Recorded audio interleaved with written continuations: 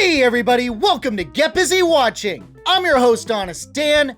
Let's talk movies. Welcome to my rapid fire for all the movies that I saw in, September through December. It's been like that for me.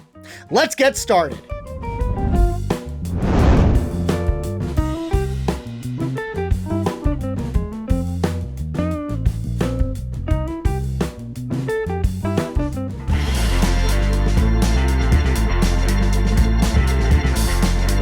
Lydia Dietz is back. Her estranged daughter is tricked into going to the underworld, and she enlists the help of Beetlejuice to get her back. It's wildly unfocused. It's kind of like watching the 90s cartoon, but somehow it's still kind of fun. It gets pretty much everything you'd want it to get right perfectly. Winona Ryder, Michael Keaton, Jenna Ortega, Catherine O'Hara, they all nail their roles, with both Ryder and Keaton not missing a single beat. You get to explore a bit more of the afterlife, and the grotesque creativity of the various dead is wonderfully gruesome. What hurts is how many subplots there are with no development. Monica Bellucci as Beetlejuice's wife does next to nothing. Jenna has a love interest, goes nowhere. Lydia's dead husband, a random Willem Dafoe as a cop who acts like an action hero, and way more. It's a lot, and not a lot of it is explored. It doesn't hold a candle to the original, but it's the best thing that Tim Burton has done in years. I say it's worth it. My honest rating for Beetlejuice, a 4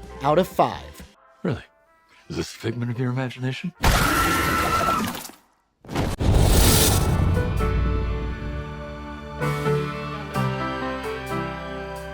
A lone robot learns to parent a gosling in hopes of preparing it to migrate before a harsh winter. Not as good as some people are saying, but it is still one of the better animated films of the year. I do have my issues with it. There are too many messages. Motherhood, owning up to mistakes, the secrets we keep and how they can harm others, acceptance and tolerance, it's all over the place. Almost like two separate movies got smushed into one. But it's impossible to deny that it accomplishes many of these goals. The animation is wonderful, the first act being truly amazing and hooks you in, and the characters are well written, to the point where I did get choked up in certain scenes. And of course, the action scenes when they show up are harrowing and exciting. I like it and recommend it, but temper those expectations. I don't agree with the best animated film of all time. It's just good. My honest rating for The Wild Robot, a 4 out of 5. If where his wings end, his heart can pay the balance.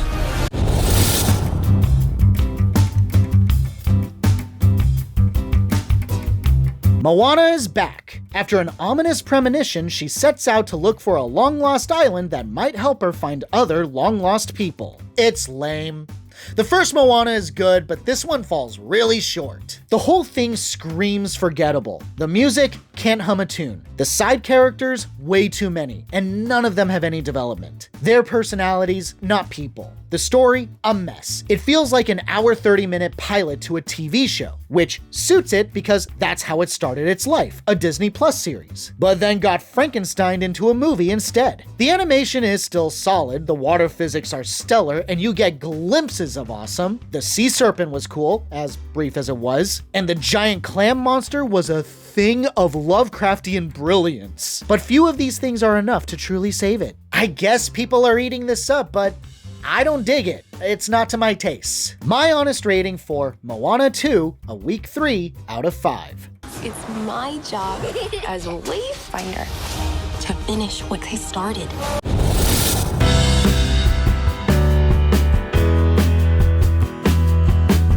Elphaba and Galinda learn to set aside their differences to learn to become witches and earn the attention of the wonderful Wizard of Oz. I don't like it.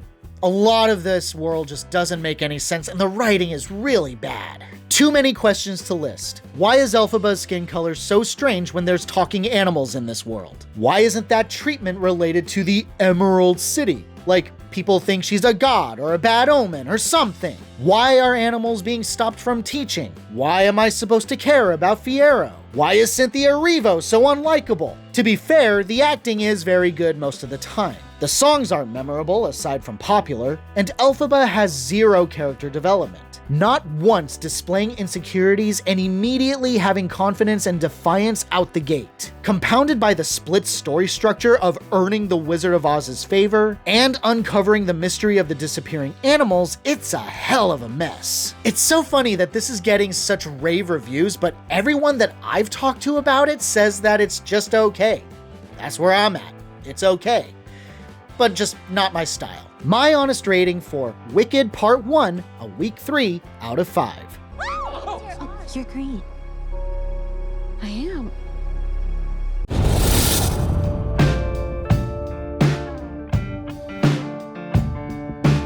Eddie and Venom are back. Monstrous symbiote hunters have arrived on Earth, hunting for a codex that the two accidentally created and want to unleash the symbiote demon god, Null. I was led to believe that this was the strongest of the Venom movies, but I actually think it's the weakest. For whatever reason, the humor didn't work for me. These movies were always a little hit or miss like that, but this had way too many misses this time. It felt like a modern Disney Marvel flick at times. This applies to the plot as well. We're introduced to a whole new character played by Juno Temple, who's supposed to have this tragic backstory about a dead brother, but frankly, I didn't care. Also, Chiwetel Ejiofor? Really?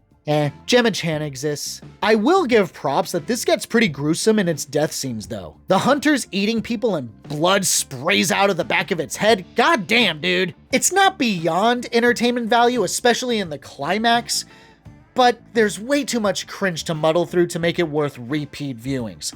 But a fair place to end the series. My honest rating for Venom: The Last Dance, a week 3 out of 5. Delicious! You take me to all the finest places!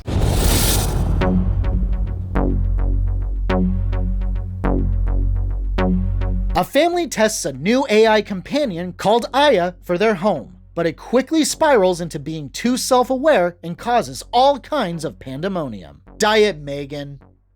It's kind of, sort of. It's definitely not as good as that, but it has its own merits, I guess. The main issue is that Aya is creepy almost from the get-go, managing the children as if it was the mother of the household when the kid's actual mother is doing just fine. It spends the family's money without their consent and makes the kids keep secrets. It does get one thing right though. It highlights the horrifying realities of what AI can accomplish, such as fabricating a self-harm video and be indistinguishable from the real thing when in the wrong hands. The writing doesn't always complement this message, but when it works, it works. And I appreciate the ambiguous ending, giving an unfortunate hard truth about AI and the relationship we humans are most likely going to have with it in the future. It's not always a winner, but I think it has its moments. If you did like Megan, you might like this too. My honest rating for Afraid, a 3 out of 5.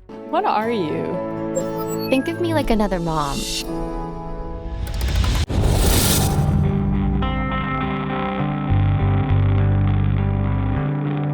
A hotshot group of mech pilots are decimated by a new superior mech called a Gundam, and the survivors attempt to survive while it continues its onslaught. I'm a casual fan of the Gundam series. This was short and easy to binge, so I figured why not? And I dig it. It's definitely different from the Gundam shows that I grew up on, which took place in space and a ton of over-the-top battle scenes. This is grounded and more intimate. Hell, it almost feels like a horror film sometimes, making the Gundam feel like an unstoppable monster. And when you learn certain facts about it later on, it adds so many layers to the universe at large. The characters are great, most having their moments in the sun, though for the life of me, I can't get over the look of this chick, who looks like she belongs in a third-wave metalcore band. The animation is top-notch, intense, and the story has some seriously heart-wrenching moments. In my opinion, this is a great place for newcomers to learn about the Gundam series, so I recommend it. My honest rating for Gundam Requiem for Vengeance, a 4 out of 5. Federation's new mobile suit. This could turn the tide of the war.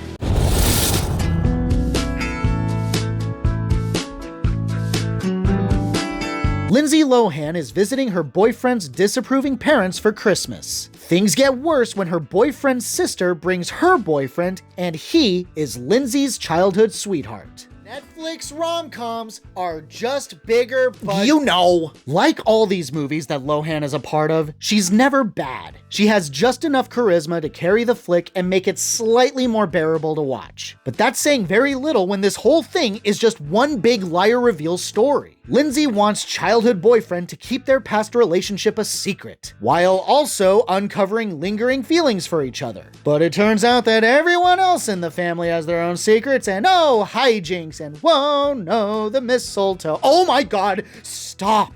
Very few characters are interesting or have any development worth speaking of. Even fewer are likable, so there's no drama in this worth getting invested in. Just bigger budget Hallmark movies, because it's true. My honest rating for Our Little Secret, a week 3 out of 5, saved by Lohan alone. You cannot tell anyone about us. This is funny. The last thing I need is to give that woman ammunition. Thanks so much for watching, you guys. I really appreciate it. Hit that like or dislike button. All engagement is welcomed. Subscribe to the channel for more reviews. And as always, have a great day, stay safe and healthy out there, and hope to see you soon.